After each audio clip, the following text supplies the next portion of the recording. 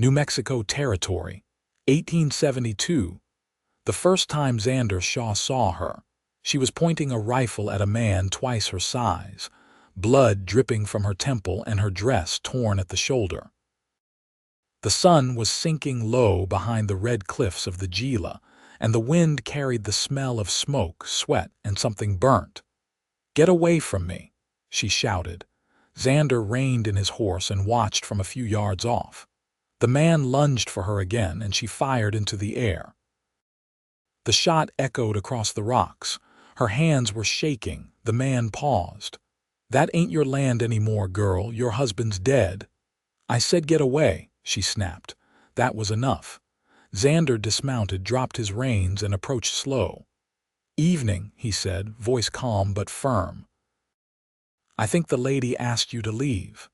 The man turned toward him. "Who the hell are you?" Xander drew his revolver but kept it low. "Someone with enough patience to bury you neat or leave you for the buzzards. Your choice." It worked. The man cursed, spat in the dirt, and backed off toward his horse. "She's crazy anyway," he muttered before riding off. Xander turned back toward the woman. She still had the rifle raised, barrel aimed at his chest. "Not here to hurt you," he said, stopping several paces away. "Just saw you needed help." She lowered the rifle just a little. "I do not need anything from anyone, especially not a man." "Fair enough." He holstered his gun, then reached up and unbuckled the belt. He let the whole rig fall to the dirt with a thump. "Then I will just sit." She blinked. "Do not touch me," she warned. "I will not," he said, lowering himself to the ground cross-legged. "Just sit with me a while." She stared, as if trying to make sense of him. Her breathing was still fast, but she did not raise the rifle again. After a few moments, she sank to her knees, still watching him like he might vanish or explode. "My name's Xander Shaw," he offered. "I work cattle up near Silver City. Was passing through looking for strays when I heard gunfire." She set the rifle on the ground beside her. "Philomena Zeller," he nodded. "You hurt?" She touched the blood on her temple. "It is nothing." "What about the rest of the place?" he asked gently. She turned away toward the low adobe house behind her. One window was shattered. There was a dark scorch mark near the door. "Bandits came through 2 nights ago," she said.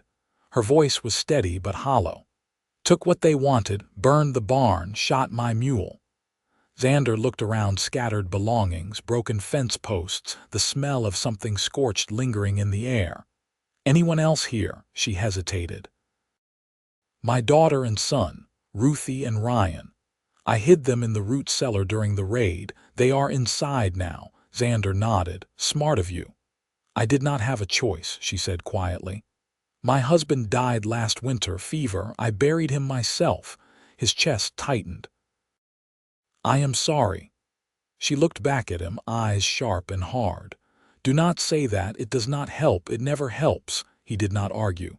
They sat in silence for a moment, the wind tugging at the dry grass between them. Finally, she stood.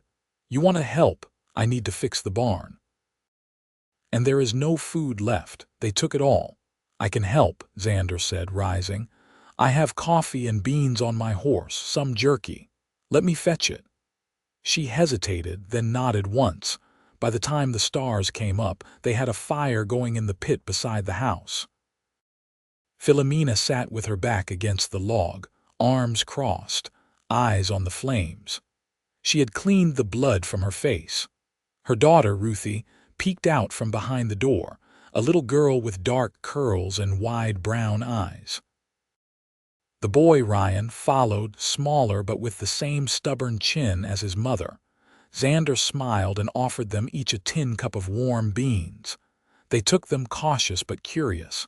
Philomena's gaze never left them. "Where will you go?" Xander asked after a while. She shrugged. "Nowhere. This is our land. My husband built that barn with his hands. I cannot leave it for scavengers." "Then let me help fix it. I will stay a few days."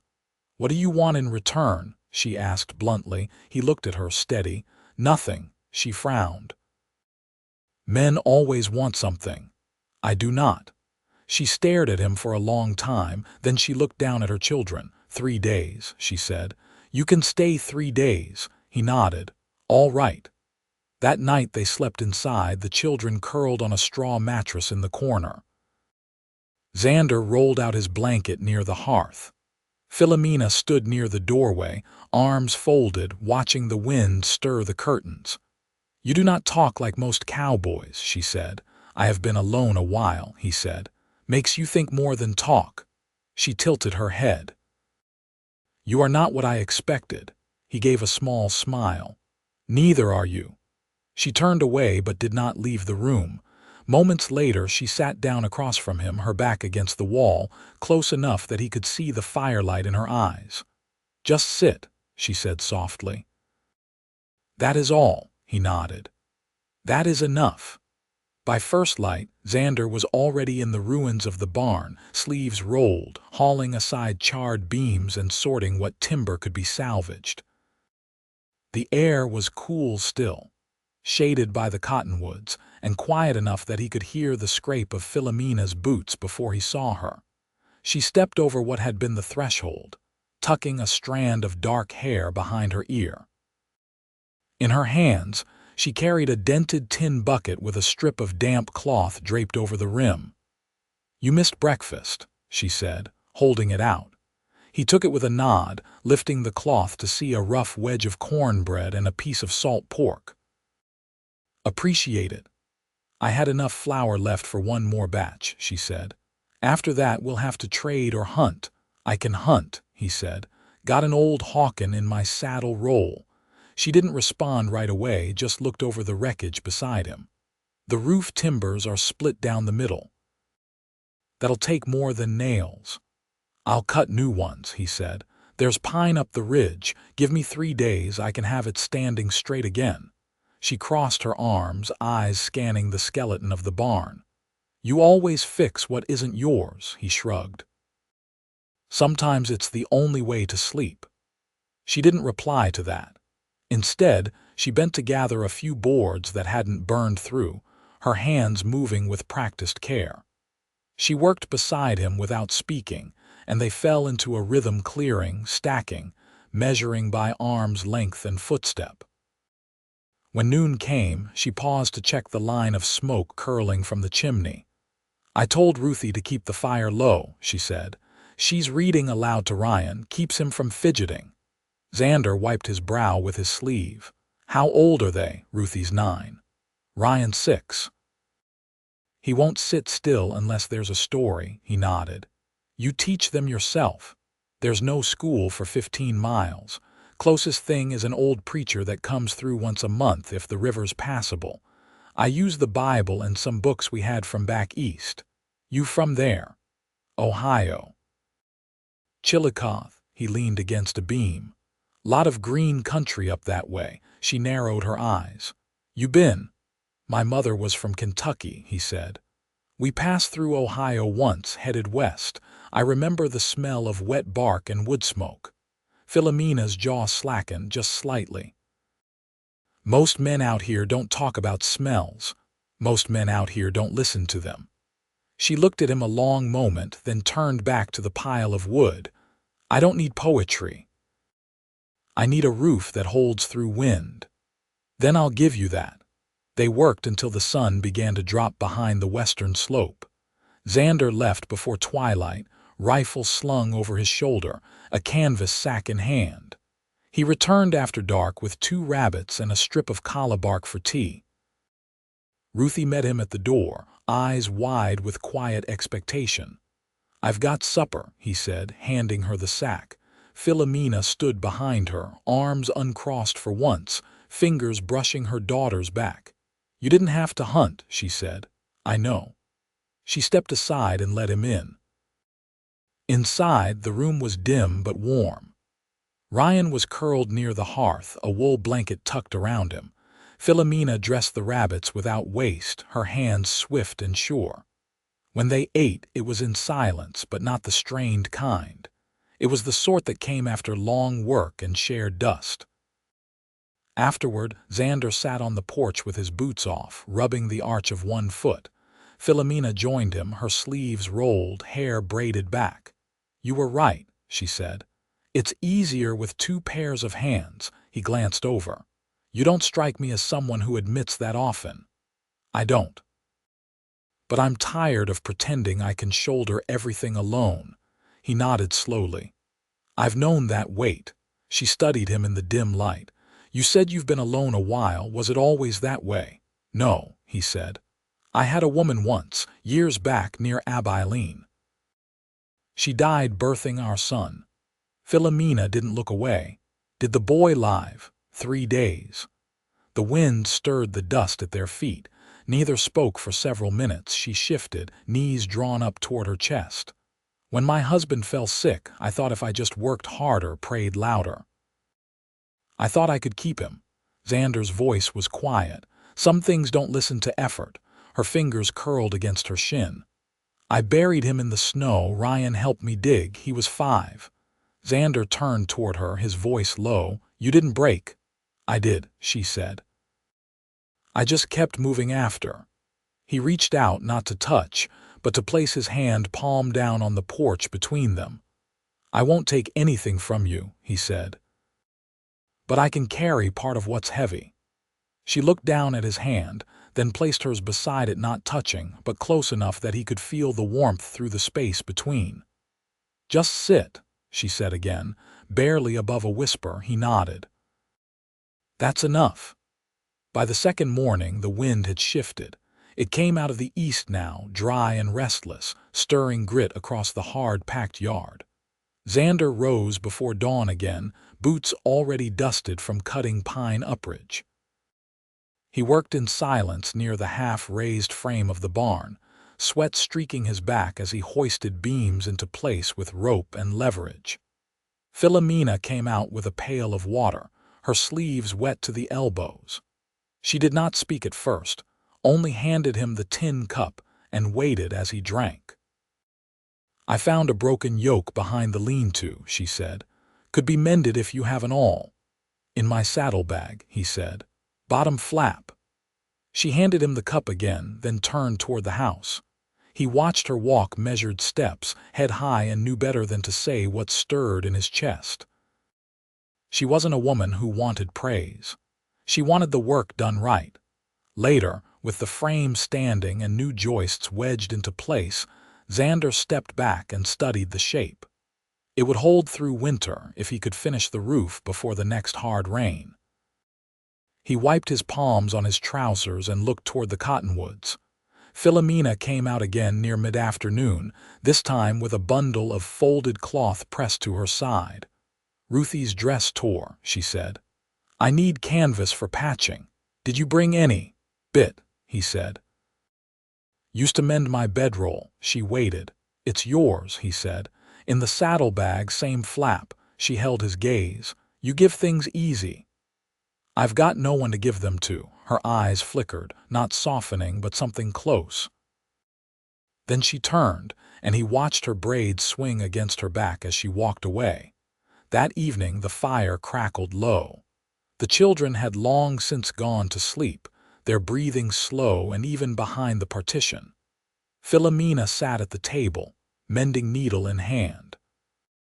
Xander sat nearby, sharpening the old Hawken rifle with a strip of oiled cloth. "You always travel alone?" she asked, her head bent over the cloth. "Since the war." She paused in her stitching. "Union, Confederate cavalry, Mississippi regiment." Her eyes lifted, brows tight. "You fought for slavery." "I fought because my father placed a rifle in my hands and told me to ride. I was 18. I didn't know truth from pride back then." She studied him. "And now, I know what I regret." She nodded once, then returned to her sewing. "My father died in uniform, blue coat. But I don't hold that against you, not anymore." He leaned the rifle against the wall. "You ever think about leaving this place?" She didn't look up. "Only when I can't stand the sound of silence." He rested his forearms on the edge of the table. "What keeps you here, my children, this land?" "And the grave behind the apple tree." Xander let the quiet settle between them. She tied off the thread and set the dress aside. I heard Ruthie tell Ryan this morning that you're staying. He shifted. That's so. She said you're making the barn strong so we won't have to be afraid anymore. She's got a good eye. Philomena leaned back. They've been quiet since you came. That's not nothing. He nodded, then stood and crossed to the door. The night outside was dark, with only a sliver of moon above the ridge. I won't stay past tomorrow unless you ask me to, he said, voice low. This isn't my home. I know that. She rose too, arms folded against the night breeze. You think I'd ask you to stay? I think you wouldn't unless you meant it. She stepped closer, her breath faint white in the cold. I don't ask for what I can't keep, she said. He met her eyes. But if you asked, I'd stay. She didn't speak, only stood there, inches between them, her eyes searching his like she didn't trust what she saw like she wanted to. Then she reached out, not to touch, but to place her hand beside his against the doorframe. Just sit, she whispered. Still. He looked at her hand beside his, then back to her eyes. That's enough. The next morning, a thin veil of frost coated the iron pump handle and turned the water bucket brittle with ice. Philomena wrapped her shawl tighter as she left the house, boots crunching softly across the yard. Xander was already at the barn, hammering shingles into the roof frame he'd raised the day before. She paused a few paces away, watching him steady the board with his knee before striking the nail true. You didn't come in last night, she said. He didn't look down. Didn't want to crowd the hearth. It was warm enough under the eaves. She stepped closer. You weren't in the barn either. He leaned back, wiped his brow, slept beside the corral. Sky was clear. She lifted her chin. You could have said something. I figured you'd come looking if it mattered. She hesitated, then crossed her arms. You always let people decide your place. No, he said, finally meeting her eyes, but I've learned not to take it. She didn't answer right away. Then she kicked at the edge of a stone. Ruthie said you carved her name into the beam behind the stall, she asked. Philomena's expression shifted, something unreadable flickering behind her eyes. You're making it harder. He rested the hammer on his thigh. To send me off, to keep believing I can do this alone. He tossed the hammer gently into the grass and climbed down the rungs, landing with a soft thud. I never asked you to stop believing, just said I could help carry it. She looked at the barn, now almost whole. It's one thing to fix wood. People aren't the same, I know. He stepped closer, but not too close. Wood splits clean, people splinter slow. Her voice dropped. You don't know what it's like waiting through every night half sure someone's coming to take what little you've got left. I do, he said, quiet. But not with children in the next room, she studied him. So why'd you come back after the war? Why here? Because there was nothing left where I came from. Burned fields, empty houses. I rode west until the land felt wide enough to start over. You think this is starting over? She asked. Patch a barn and stay through supper. Xander shook his head. No, but I think sometimes starting over begins with not leaving. Philomena glanced toward the house. Ryan's been wetting the bed again. Last time it happened was right after they killed the mule. Then let him sleep between you and Ruthie tonight, Xander said. Let him know he's safe. She crossed her arms again, eyes narrowing. You always give advice like that. No, he said. Only when I've got enough distance to see what someone close might miss. She stepped back, jaw set. If I let you stay, what then? I fix the rest of the fence. I bring back a deer next time instead of rabbits. I teach Ryan not to flinch when a man raises his voice. And in return, he looked down, then back up. You let me sit beside you when the day's over, that's all. She didn't answer, only turned and walked back toward the house, but she didn't close the door behind her. By late afternoon, Xander had the last shingle nailed and the ridge seemed sealed with pine pitch. He stood back on the ladder, staring at the roofline, then climbed down and stretched his arms. The sun was dipping low, casting long blue shadows across the yard. Philomena came out with a folded quilt. She held it up. "For under the eaves," she said, "if you mean to sleep there again." He took it, fingers brushing hers for the first time. "I'll sleep wherever you ask," he said. "I'm not asking anything," she said, but her voice had lost its edge. That night, neither of them said much. After the children were asleep, she sat near the hearth stitching new buttons on a worn coat. Xander sat across from her, rubbing beeswax into the boot seams he'd worn thin. At one point she looked up. "Ryan asked if you were our uncle." He raised an eyebrow. "What you tell him?" I said no, but I didn't say you'd leave. He worked the wax deeper into the leather. "Do you want me to?" She didn't answer. Instead, she stood and walked slowly to the door. She opened it, letting the cold night air in. "I'll leave it open," she said. "If you get tired of the eaves." He stood, not rushing, not pressing. "I won't come in unless I'm welcome." Philomena turned toward him. "Then just sit with me a while." He crossed the room, boots quiet on the floorboards. She didn't flinch as he stepped beside her, nor when his hand gently brushed hers, this time not beside but within. They sat in silence, side by side on the threshold, watching the stars melt into the blackness. Neither reached for more. Neither had to. The snow came late that year, not heavy, but enough to quiet the hills and soften the air. It drifted along the fence rails and settled in the roof seams, pale and clean. Xander's hands were calloused and chapped from weeks of work, but the barn stood firm now, its walls sealed tight, its door swinging smooth on new hinges. The fence was mended straight around the north pasture, and the lean-to behind the house had been rebuilt from salvaged planks. Philomena stood on the porch with a shawl draped over her shoulders, watching Ruthie and Ryan chase each other through the powder. Their laughter broke the hush like birdsong. She didn't call them in, even when Ryan slipped and landed hard in a drift. He popped up grinning, snow in his hair, and she let herself smile. Xander came around from the side, carrying a sack of feed over one shoulder. "They'll be soaked through," he said. "They'll dry," she answered, brushing a curl from her cheek. He set the sack down by the door. "I can take the mule cart to town tomorrow. Ben at the grain store said he's got seedling potatoes and dried apples. Might be we could trade the tanned hides." Philomena looked at him. "You want to come back with dried apples?" He raised an eyebrow. "I thought Ruthie liked them." "She does," she said. "But you keep saying we." He leaned against the post. "Isn't that what we are?" Her hands tightened in the shawl. "You've stayed past 3 days. I never counted."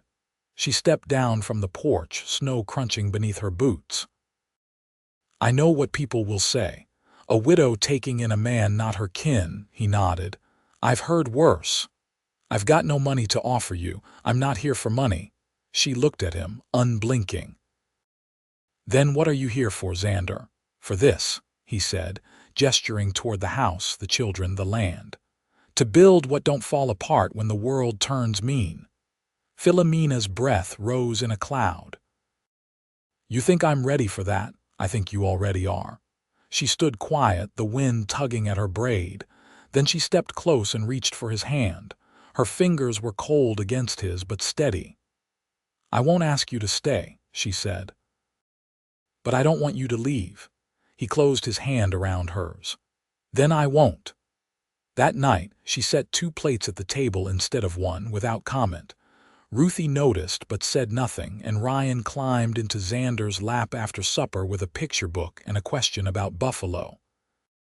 Philomena cleared the plates with a touch of quiet satisfaction, her shoulders less drawn, her steps no longer guarded. Through the weeks that followed, the house grew different.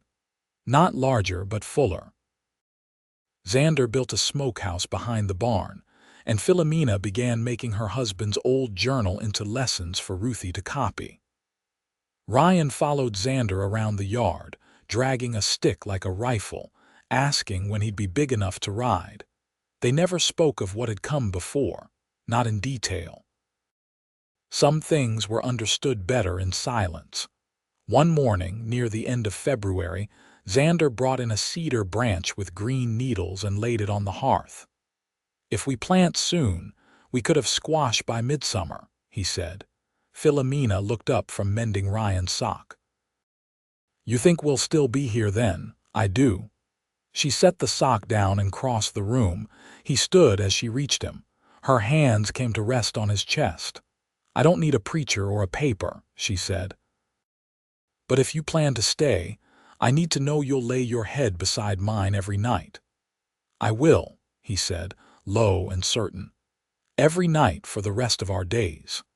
They married in the spring under the cottonwoods while the children held hands and the creek ran high with meltwater. She wore a blue dress she'd sewn herself. He wore the same coat he'd arrived in, mended at the sleeve where the fabric had worn thin. Ben from the grain store brought a jug of cider, and the preacher came down from the mission with a cracked Bible and a voice like dry leaves. No one asked questions. No one needed to.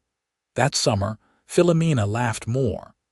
She laughed when the goats broke the garden fence, when Ruthie dropped a pie on the porch, when Xander came home from hunting with nothing but a torn boot and a story about a bear that never showed itself.